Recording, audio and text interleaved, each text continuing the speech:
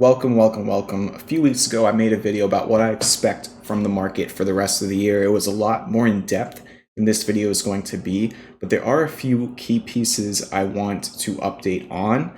And just starting off, we're going to take a look at this article first. I'm also going to be talking about the earnings this week. We have the Fed meeting, as you see. We're going to take an updated look at the charts because after that first video I made looking for a lot of signs that were pointing towards a pullback, we actually did just get a pullback in the market, and now we're starting to bounce back up, right? When I made that video, we were like up here. Then since the video, we started going down like right after the video came out. And then very recently, we're trying to go back up a little bit right now. We're about halfway back up to the highs from the low of that dip.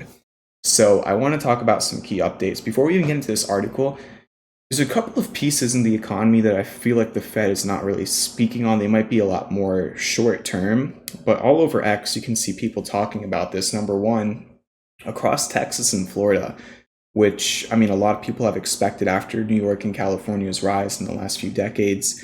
A lot of people have expected Texas and Florida, especially Miami and like Dallas and Austin, to be like the next central hubs for tech, finance, and just residential prices increasing, even commercial property. But there's been a very large surplus. You can just go on X and look it up. There's been a very large surplus of seller listings in the last few weeks, especially.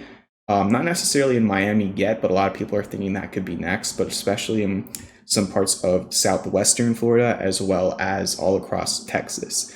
So that's one thing to note. We also got a couple different pieces of news. Like, this is not really too related to the market, but I'm sure a lot of you have been keeping up with that TikTok ban that was signed, and I think they have like 9 months to sell or whatever. And then there's also Biden, I'm not trying to get too political, but looking at increasing the capital gains tax. I mean, there's even a unrealized gains tax. There's so many different things. Even the Canada news about them raising capital gains taxes is something to keep an eye on. But I want to focus more on what we see here. The Fed meeting is going to be this week. So let's take a look at some things that are expected. Now, first of all, I want to start with this.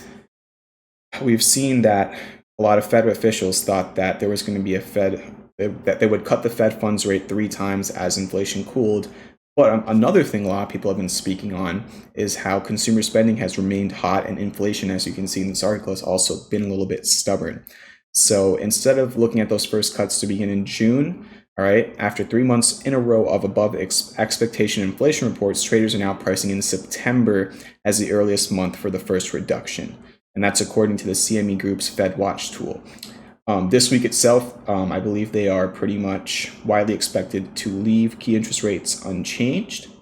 And apart from that, the also likely to leave the Fed funds rate unchanged, as you can see at the top there. And the Fed will also likely send the message that it plans to keep squeezing inflation and the economy with high interest rates for longer until inflation is under control. So they want that, I believe, 2% benchmark. So we have all of this going on with the Fed this week. I think it shouldn't affect things too much, but if you get some news that people are not expecting, which I can't predict right now, that's when it can give you a crazy, crazy move, or just even indications of earlier or later cuts. All right, so let's move on over into earnings this week. Give me 1 second here. And before we continue into the earnings and the charts as well, I want to mention today's sponsor, Public. I want to talk about today's sponsor, Public. Public is an investing platform where you can build a portfolio of stocks, bonds, options, and more. Public has a ton of benefits, especially if you are interested in getting into options. In addition to having no commission fees or per contract fees, you can earn a rebate of up to 18 cents per contract.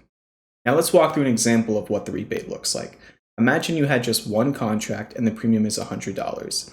You could actually purchase that on Public for $99.85.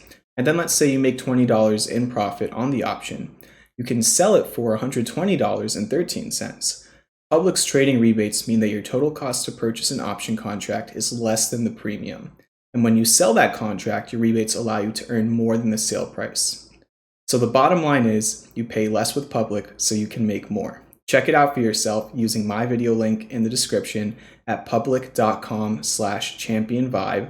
You can start saving 10 cents on every contract traded and boost your rebate up to 18 cents by referring friends. All right, back into the video now. We have Amazon and AMD reporting, even Starbucks, Riot, Pinterest on Tuesday. PayPal's in the morning, McDonald's is in the morning, Coke is in the morning. Wednesday, we have CVS in the morning, MasterCard, Norwegian Cruises, Kraft Heinz, Marriott. After the close, we have Qualcomm, Fastly, and Etsy. MGM as well over there. Thursday is a very big day. We have Moderna in the morning. Cigna could be another one that could be big too, Wayfair. And then the really big one, Apple, is going to be really, really important. And some mid caps like Coinbase, DraftKings, Cloudflare. So we'll see if the week ends off sweet. I know Hershey's has earnings on Friday, so I'm not sure how that's going to go, but we will see. So keep in mind, any of those, if they make large moves, especially Amazon, AMD, and Apple, could really affect the market going into the next day. It would be really interesting if Amazon or AMD made a crazy move after the close on Tuesday, and then going into the Fed decision on Wednesday, we already had a large gap in the morning. We will see very shortly, but let's talk about the charts now, okay? So when I made that last video, I think we were somewhere towards, we were still in this wedge actually, and we actually since then have broken down from it. We got about a 5% pullback from the highs, and now we're about halfway back up. So if we use our Fibonacci here, the golden retrace would be that 618 right around 513. So in the near term, that's going to be an area of resistance. If we go to a 1 hour chart, you can also see that 513 level is going to be lined up with these lows right over here from the beginning of April. 513 is your key level to watch in terms of upside resistance. If you break that, all-time highs is possible. And then simply your lows from this April at 494 is going to be the key support. So 513, I can draw it out on the chart for you. 513 resistance on the upside. And then I'm going to actually move this a little bit down to 594 support on the downside. Key levels to watch. Any lower high under this would be the first lower high in a very, very long time, probably since last September for the S&P 500. All right, now with that sell-off, the MACD did go pretty deep into the red. Now it's trying to regain some positive momentum. We take a look at that same MACD on higher time frames. It's still in the deep red, however, and you did get those nice 3 red flush candles. I was talking about this in my last video because we didn't even have one of those red candles. My last video, the market looked like that, and I was like, you haven't even had one significant red candle really, apart from this minus 1% candle. I would say we finally got like a 3% red candle. So that could be the first signs that sellers are finally starting to show up in the market. No classic bearish divergence on the oscillators. However, if we take a look at the Qs, we can start off with the daily here as well. You can see that you went down to this 414 level and you fill that gap. You bounced off of it, and now we're retesting again, pretty close. Like you have that 513, 3 points higher resistance on the SPY. You have this 433 previous support from like pretty much all of the end of February and first half of March as potential resistance here. When you broke it on April 15th, you retested it as resistance, so you're testing this right now. This video is going to come out on Tuesday, April 30th, but I'm recording it after the close on Monday, April 29th. So you already are going to see whether or not we reject or break above that level. But when you're looking at your charts in the QQQ right now, that is going to be a very important level to keep an eye on. All right, this video is a little bit in hindsight compared to where you are watching it right now. But we really want to focus on the higher time frames here, and you can see it was really this candle, all right, the middle of April, when we got that minus 5% in 1 week. That's the worst week for the Qs in a very, very long time. I think maybe since September of 2022, potentially. I might be missing something, but just from what I can see, it's definitely one of the largest in September of 2022. But what did we do on that candle? We bounced off this 413-ish level, not quite at previous all-time highs, but not too far away.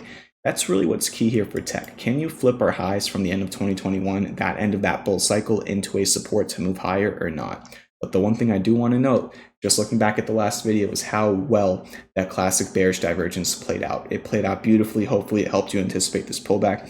And hopefully this video will give you a little bit of more insight into what I am now thinking a few weeks later in terms of the outlook for the rest of the year.